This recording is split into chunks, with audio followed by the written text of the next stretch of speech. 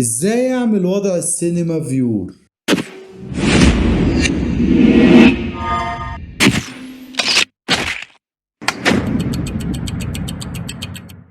السلام عليكم ورحمة الله وبركاته. في الحلقة دي هعلمك ازاي تعمل السينما فيور، ان انت بتخلي الشاشة عندك تعرض الماتيريال بتاعك بصورة كاملة عشان تبقى شايف كل تفاصيل.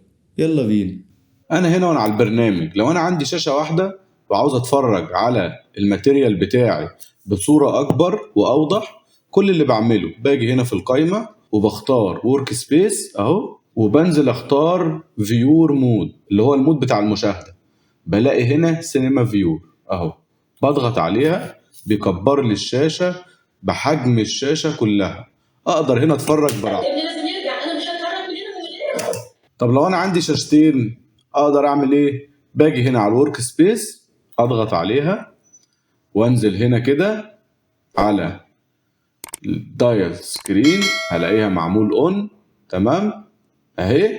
بنزل هنا على الفيديو كلين فيد، والمفروض ان انا افعل الخاصية دي. طب دي مخفية، اعمل ايه؟ بطلع هنا على الدايل سكرين وبلغي الاون اهي، واجي تاني هنا اضغط على الورك سبيس وانزل هنا على فيديو كلين فيد، وبلاقي الخاصية ظهرت.